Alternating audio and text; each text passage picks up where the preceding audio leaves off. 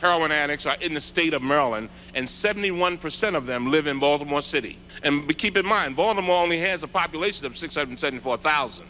I've got a serious crisis in my district.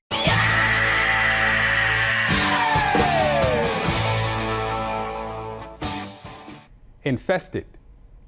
That's usually reserved for references to rodents and insects. This morning, I left my community of Baltimore, a drug-infested area, where a lot of the drugs that we're talking about today have already taken the lives of so many children. The same children that I watched 14 or 15 years ago as they grew up, now walking around like zombies. This is only 40 miles away from here. We've seen the president invoke infestation to criticize lawmakers before. Little did I know that Mr. Trump was going to, on the eve of this, attack the congressmen from this city.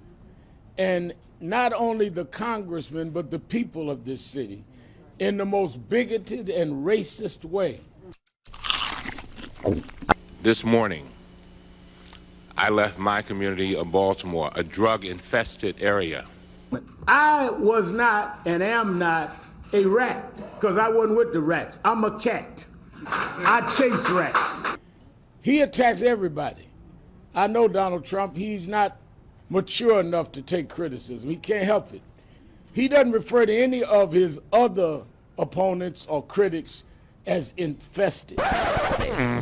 Enjoy. And I'll tell you what, I think it's going to be really hard for open border, crime-infested Democrats to win that guy's vote. According to a Washington Post article in a transcript of a January phone call, President Trump told the president of Mexico, quote, "We have a massive drug problem where kids are becoming addicted to drugs because the drugs are being sold for less money than candy. I won New Hampshire because New Hampshire is a drug-infested den." He doesn't refer to any of his other opponents or critics as infested. Crime-infested Democrats. He does not attack their districts, but he never said that their districts or their states. The president's reported disparaging comment about New Hampshire was quickly condemned across the state. Get nasty, 'cause I wanna respect. Get nasty, 'cause I wanna respect. Get nasty, 'cause I wanna respect. Show some RESPICT. I left my community of Baltimore, a drug-infested area. And there you have it, folks. Congressman Cummings criticizes Trump's border policies, and in response, Trump tells him to go back to his rat and rodent-infested city. Trump tells him to go back to his rat and rodent-infested city. Cummings' district is a disgusting, rat and rodent-infested mess. If he spent more time in Baltimore, maybe he could help clean up this very dangerous and filthy place. No human being would want to live there.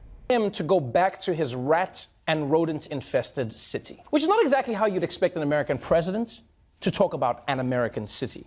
With respect to Baltimore, let me make a couple of points. My understanding is you've got some of the same organizers now going back into these communities to try to clean up in the aftermath of a handful of protesters, a handful of criminals and thugs who tore up the place. What are your impressions as you walk our city? What you look at is what would a third world country look like.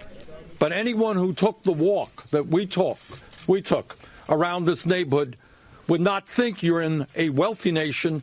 You would think that you were in a third world country. A community that does not even have decent quality grocery stores where moms can buy quality food for their kids. As multiple people have pointed out, this language is part of a pattern, right? President Trump always uses the word infestation when talking about people of color. Almost always uses it. He said illegal immigrants are infesting America. Democrats are the problem. They don't care about crime and want illegal immigrants, no matter how bad they may be, to pour into and infest our country, like MS-13. They can't win on their terrible policies, so they view them as potential voters. Said Congressman John Lewis's Atlanta district is crime-infested. It all started Friday when Lewis said the Trump presidency is not legitimate. Donald Trump responded on Twitter to Lewis's comments, quote, Congressman John Lewis should spend more time on fixing and helping his district, which is in horrible shape and falling apart, not to mention crime-infested, rather than falsely complaining about the election results. All talk, talk, talk, no action or results. Sad. Trump later added Congressman John Lewis should finally focus on the burning and crime-infested inner cities of the U.S. I can use all the help I can get. And that the squad must go back to their crime-infested countries.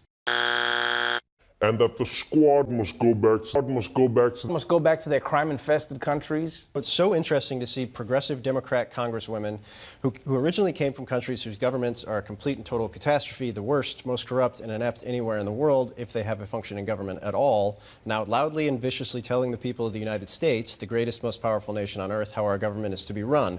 Why don't they go back and help fix the totally broken and crime-infested places from which they came, then come back and show us how it's done? These places need your help badly. You can't leave fast enough. I'm sure Nancy Pelosi would be very happy to work out free travel arrangements. All right. The squad must go back to their crime-infested countries. Then come back and show us how it's done. It's up to them. They can do what they want. They can leave, they can stay, but they should love our country and they should work for the good of our country. Like, you don't need to be a genius to see what Trump is implying. Come back if you want. Don't come back. It's okay too. But if you're not happy, you can leave. These are people that, in my opinion, hate our country. And all I'm saying that if they're not happy here, they can leave. They can leave, and you know what? I'm sure that there'll be many people that won't miss them. They have to love our country.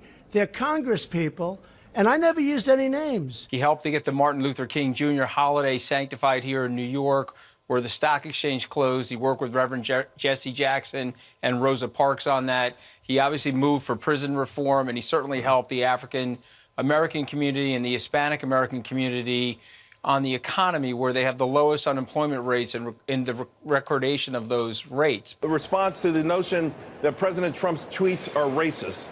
Listen, I don't think they're racist. I mean, we have a lot of members of the Democrat Party, including Ilhan Omar, who aren't big fans of America. I mean, why can't we call them out for that? And why is that racist? I mean, did they even call the Speaker of the House now that she's a racist? This is used just as a political tool, as opposed to actually engaging in the debate about what's the best pathway forward for the country. And it's disheartening. Many people say Trump's words are clearly racist. I've lost count as to how many times the disgusting, liberal, mainstream media have attempted to label Mr. Donald Trump a racist, a xenophobe, and a bigot. Not only is Donald Trump not a racist, he believes that all people are part of one race, the human race. Who comes running when the cops get out of hand? Who thinks the mayor's in the Ku Klux Klan? Yelling and screaming as he's speaking to a mob. He wears expensive suits, but he doesn't have a job. Reverend Al, he's your pal. Reverend Al, well, he's stepping off the people in his own community.